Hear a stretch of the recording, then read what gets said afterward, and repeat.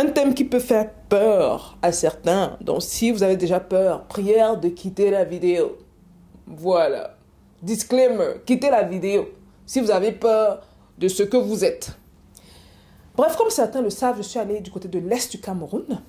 Vous avez vu qu'il n'y a pas de vidéo qui a été publiée par rapport à la rencontre avec les pygmées. Vous avez vu sûrement des vidéos, pas des vidéos, mais vous avez sûrement vu des photos avec les Baka. À vrai dire, ils n'aiment pas qu'on les appelle pygmées. Et les Baka, que d'autres appellent pygmées, sont pour beaucoup les gardiens de la science africaine. Ce sont des gens qui maîtrisent certaines pratiques qu'on voit très souvent dans les films américains, comme la téléportation, le fait d'apparaître et disparaître. Mais moi, la question que je me pose là, c'est que comment est-ce que les Africains qui savent que les pygmées peuvent leur apprendre la téléportation, et d'après ce qu'on m'a dit, c'est une formation que vous pouvez suivre avec eux pendant 8 à 10 jours. Vous pouvez apprendre la téléportation, quitter de l'Afrique, arriver en France, en Belgique, aux États-Unis. Mais attention, disons que s'il y a même 500 millions d'Africains qui apprennent la téléportation, en une seconde,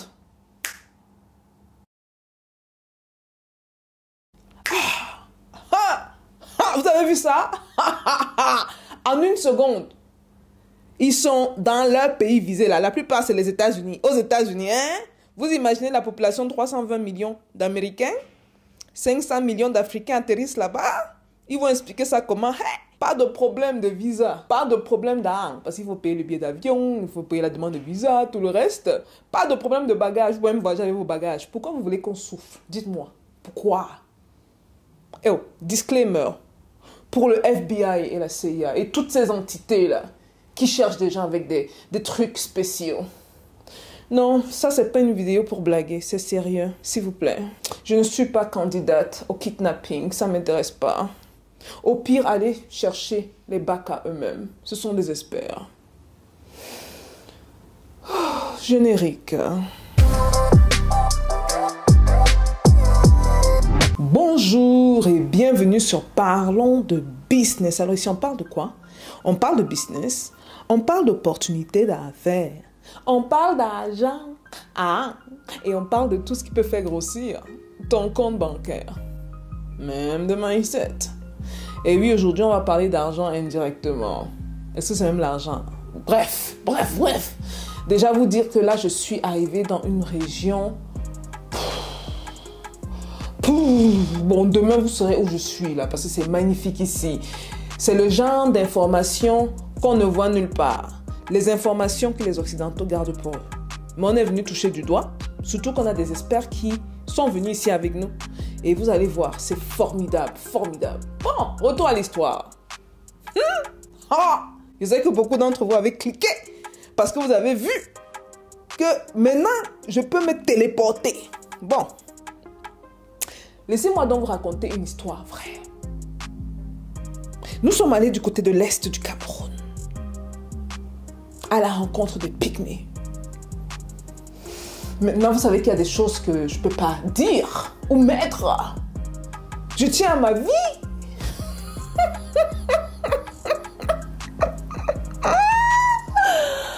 Oh my God! Je tiens à ma vie. Je tiens à ma vie.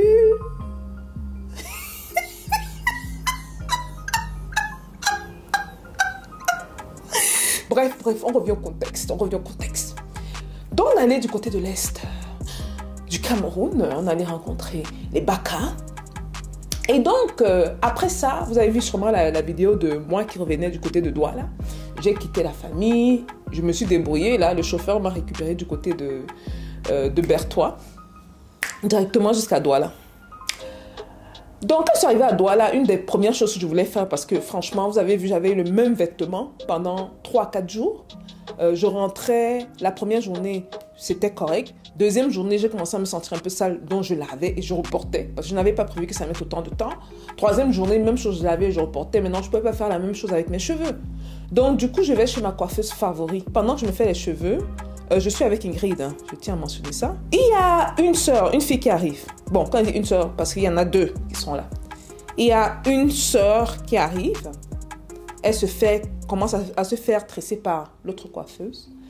Et bon, mes coiffeurs savent que j'aime bien parfois leur raconter les épopées. Surtout qu'une des deux suit parfois la chaîne. Elle me dit, j'ai vu que tu allais du côté de l'Est. Pour ceux qui ne le savent pas, l'Est du Cameroun est réputé pour avoir les personnes avec les pratiques les plus puissantes. Maintenant, pourquoi, franchement, je ne sais pas. Est-ce que c'est par rapport au Bantou? Est-ce que c'est par rapport au Pygmée? Je ne sais pas. Tout ce que je sais, c'est que nous, on allait visiter là-bas. Qui sait, peut-être je me suis formée à la téléportation. Attention, attention, vous êtes prêts?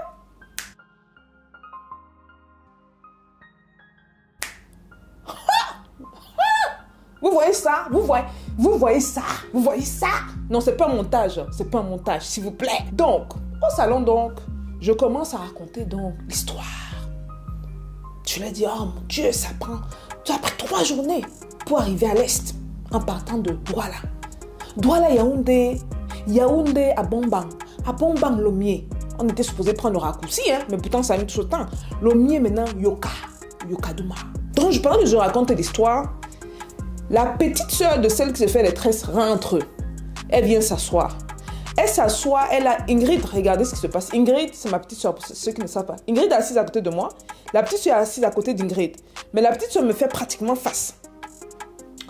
Donc, elle arrive au moment où je suis en train de dire que, mais pourquoi est-ce que les Africains ont peur de qui ils sont? Donc, elle attrape la conversation, je comprends qu'elle ne comprend pas.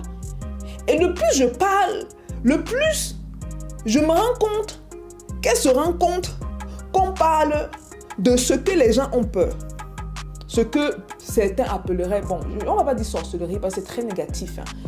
Les pouvoirs, on va dire ça, les pouvoirs de certains. Mais plus je parle, plus je sens qu'elle s'enfonce dans son siège. C'est Ingrid même qui a fait la remarque.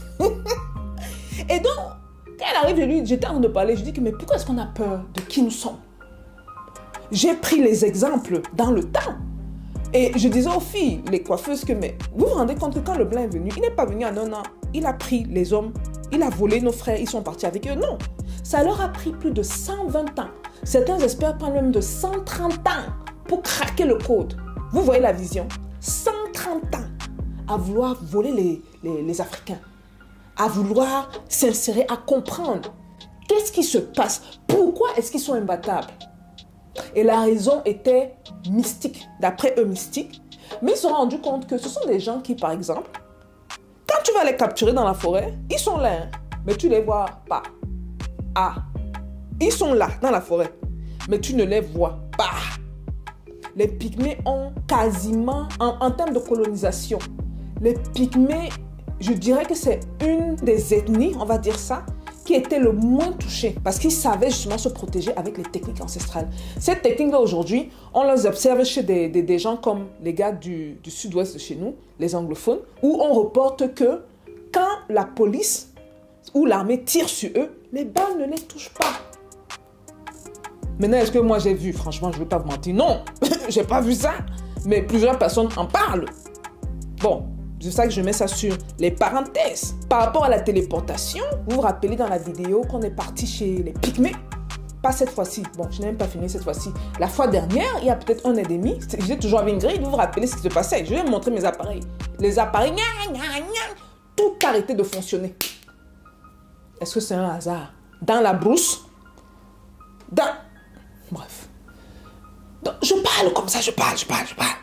Je dis à la fille, pourquoi est-ce qu'on a peur de qui nous sommes? Allons embrasser ça. Je me tourne vers la fille et dis que ma chérie, elle me dit oui. Et quand elle me dit oui, là, tu sens qu'elle est un peu crispée. Je dis que ma chérie, tu veux visiter les États-Unis? Avec le sourire, elle me dit, tout le monde veut visiter les États-Unis. Hein? Avec un sourire crispé. Je dis, mais voilà, va donc apprendre la téléportation. Elle dit, téléportation là, c'est quoi ces affaires? Est-ce que ça existe? Je lui dis que ma chérie, les Pygmées se téléportent. Ce sont les maîtres de la téléportation. Maintenant, pour vous dire la vérité, ce n'est pas tous les Pygmées qui maîtrisent encore cette science. Une petite partie seulement maîtrise cette science avancée. Et là, elle me regarde comme ça. Et quand elle me regarde, je peux y sentir qu'elle a pratiquement étiqueté sur mon front Soro, comme on dit chez nous, sorcière ou apprenti sorcière sur mon front. Parce que pendant que je parle, je suis en train de dire donc aux filles, bon les coiffeuses me connaissent, c'est donc avec mes histoires, je leur raconte des histoires dont je ne parle jamais ici, dont elles me connaissent, que ce soit l'Irak, que ce soit les endroits dangereux là où on dit ne pas partir. Je pars même là-bas, je fonce, surtout quand je vois un intérêt, je pars, comme on dit, je pars et je fonce. Et là je continue dans l'argumentaire, parce que dans l'argumentaire là, je suis en train d'échanger avec les coiffeuses. Maintenant la petite soeur là, elle nous écoute. À un moment elle intervient, elle dit: mais est-ce que vous ne pensez pas que tout ça c'est mal? Tout ça c'est mauvais? Je lui dis: ma chérie, c'est mauvais selon qui? Pourquoi c'est mauvais? Elle me dit: ouais, mais parce que vous voyez dans la Bible, bon la référence, dans la Bible, on dit les choses, les gris-gris, les ceci, de ne pas toucher à tout ce qui n'a pas trait au Christ. Je lui dis: bon ma chérie, tu es de quelle tribu? Elle me dit qu'elle est Bamileke. J'ai dit: ah. Je dis: de toutes les tribus au Cameroun, tu es celle-là qui veut me parler de... Les Bamileke vont comprendre que les Bamileke honorent leurs ancêtres. Et franchement, chapeau à eux. Parce que pendant que les autres tribus sont en train de vouloir revenir à ça, certains là commencent à oublier leur truc. Non, ce n'est pas comme ça. Je lui dis donc, je lui rappelle donc, je dis que mais la cérémonie du crâne là, c'est comment? Là, elle dit que bon, écoute, c'est parce qu'on doit à tout prix faire ça. Je dis que mais on ne te force pas. Parce qu'en le faisant là, tu vas à l'encontre des écrits. Et tu penses même que tes ancêtres, tes parents sont fous d'effectuer la cérémonie du crâne. Là, elle était comme ça. Je lui dis: ma chérie, qu'est-ce que tu entends par sorcellerie? Elle dit: non, non, c'est tous ces trucs-là. Tous ces trucs-là. Je la regarde. Je dis: truc là, c'est quoi? Elle dit: ces affaires, les gens qui volent dans les boîtes de sardines. Vous voyez, dans les boîtes de sardines, pour ceux qui ne le savent pas, qui ne sont pas camerounais, ce sont comme les sorciers, là, vous voyez les sorciers en haut avec les bâtons. À l'image occidentale, comment à l'époque on visualisait les sorcières, quoi. Donc avec le bâton là, mais la différence c'est qu'au Cameroun, on dit la boîte de sardines. Que quelqu'un a la boîte de sardines et vole. Bon, maintenant pourquoi? Franchement, si on vous explique le continent, vous comprenez? C'est qu'on ne vous a pas bien expliqué. Elle dit donc ces affaires-là. Je la regarde. Je dis: ma chérie. Elle me regarde comme ça: oui. Parce que vous avez dit qu'elle avait commencé à mettre sur mon front apprenti sorcière. Elle me dit: oui. Je dis: ma chérie, si je te prends maintenant, ta! Je lui fais comme ça, ta! Il fallait voir comment elle lâche tout son truc. Et je t'amène avec moi aux États-Unis. Elle dit: non, non. Non, Ingrid était morte de rire. Elle était assise à côté de moi. Elle était morte de rire. Je dis que tu veux pas apprendre comment te téléporter? Elle dit: hey. Non. En même temps, elle dit ça, celle qui me traite, ce n'est pas une de dire son nom. Si elle voit la vidéo, elle va se reconnaître. Non, elle me dit: Stéphanie, reste tranquille. Oh, Stéphanie dérange. En même temps, je me tourne vers ma coiffeuse. Je lui dis: maman, quand tu finis de me tresser là, je pars faire mes affaires parce que je dois m'arrêter d'abord dans 2 pays avant de rentrer. Je pars faire mes affaires vite. Quand je finis là, j'apparais ici, je te prends, on part. Hé, façon la sauter. Hé! Oh, jamais.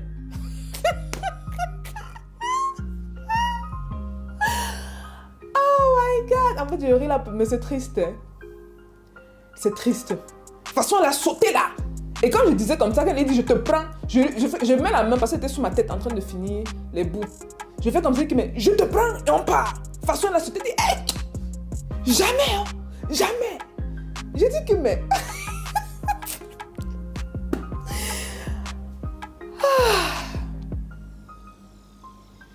Africaine. Maintenant, pour ceux qui n'auront pas vu la vidéo jusqu'à la fin, ils m'ont dit qu'elle allait apprendre la téléportation. Pardon, j'ai envie d'apprendre ça. Je ne vais pas vous mentir. Si moi je peux apprendre, je vais apprendre. Si je peux le faire, je vais le faire. C'est juste qu'on me dit que le temps ou 8 jours ou 10 jours, faire même 2 jours dans la forêt là-bas, c'est compliqué pour moi. Si peut venir en ville apprendre, il n'y a pas de problème. Mais faire 10 jours là-bas, c'est chaud.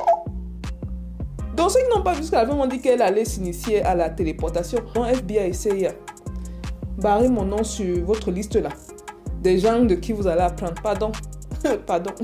C'était le montage au départ. Oh. Je vous ai dit, je dois vivre jusqu'à 93 ans. Oh. Je dis 93 ans. I beg. Please. Oh. Please. Bref, sur un ton un peu plus sérieux aussi. Hein. vous savez, je dis que c'est vraiment dommage. C'est vraiment dommage qu'on en arrive à un point où on diabolise tout ce qui sort du contexte religieux. Tout en sachant que ce qui sort du contexte religieux a fait de nous qui nous sommes. Maintenant, je ne demande pas à tout le monde d'aller apprendre à se téléporter. Ceux qui vont regarder la vidéo, c'est on se connaît. Ceux qui cherchent le visa depuis là. Je ne vous ai pas envoyé chez les Pygmées. Pardon. Je blaguais. Disclaimer. Même c'est à la fin. Il y a le disclaimer dans ma vidéo. Je blaguais. Pardon. Avec. Donc, n'allez pas. Parce que vous avez refusé le visa 3-4 fois. Vous allez apprendre la téléportation chez les gars là. Vous atterrissez en hiver aux États-Unis, Atlanta ou que sais-je. Ou le Vermont, même là où il neige comme pas possible aux États-Unis. Pour poursuivre donc avec ce que je disais, c'est dommage qu'on en soit arrivé là. Maintenant, il ne faut pas tomber dans le fanatisme. Il faut faire attention. Parce que je connais des gens pour qui, quand il y a un événement, pour eux, automatiquement, c'est super naturel. Je sais même que dans ma famille, souvent, on me traite un peu trop de cartésienne parce que je ne vois pas le supernaturel partout. C'est important pour nous, en tant qu'Africains surtout. Nous sommes des descendants de scientifiques. Okay? Même ce qu'on appelle la sorcellerie, c'est scientifique. Maintenant, si on rentre dans les ésotérismes, c'est pas partout. Je suis désolée. Je sais que je serai d'accord avec certaines personnes. Oui, nous sommes entourés d'esprits. Oui, nous, que sais-je. Ça, c'est vrai. Mais une chose qui arrive, ce n'est pas à tout prix l'ésotérisme qui est derrière. Par exemple, si je sors, je vais manger chez une maman qui a préparé dans des conditions insalubres et dont j'ingère de la nourriture contaminée, ça me donne de la diarrhée. Je suis désolée, mais ce n'est pas de l'ésotérisme. Ça veut simplement dire que j'ai chopé un virus à l'extérieur qui peut se soigner soit avec le ma'ala, le produit que je vends. Donc, si vous êtes intéressé, contactez-nous. Vraiment, d'ici peu, ça va arriver dans ce pays-ci parce qu'on m'a dit, de ce côté, de ce pays-ci, c'est grave, avec des empoisonnements. Pour certaines raisons, je ne sais pas ce qui se passe avec l'Africain. Même quand les choses sont bloquées, parfois, comment on dit bloquées dans notre vie, on va utiliser les expressions telles qu'il faut aller te laver au village. Alors que souvent, ça peut être des choses banales. Par exemple, quelqu'un qui cherche du travail, peut-être ça fait 6 mois. Vous allez peut-être vous rendre compte que ce qui dérange peut-être quand la personne de votre travail, par exemple du côté de la France, c'est que la personne est toujours habillée en africain. Aussi bizarre que ça. Comprendre le contexte culturel. Le gars arrive avec sa veste africaine et tout. À moins que ce soit des Français assez avancés qui comprennent que l'apparence n'équivaut pas à tout prix le niveau intellectuel ou le niveau professionnel. Si la personne tombe sur des Français moyens, je suis désolée, mais on va te mettre de côté. Malheureusement. Donc, il ne faut pas qu'on soit prompt à aller dans l'ésotérisme. Mais dans le même temps, il ne faut pas ignorer ce côté. Parce que malheureusement, on a parfois les deux extrêmes. On a les super cartésiens, pour qui quand tu parles de téléportation, tu parles de disparaître dans la forêt et tout, ben, c'est des histoires de Kumbaya, quoi.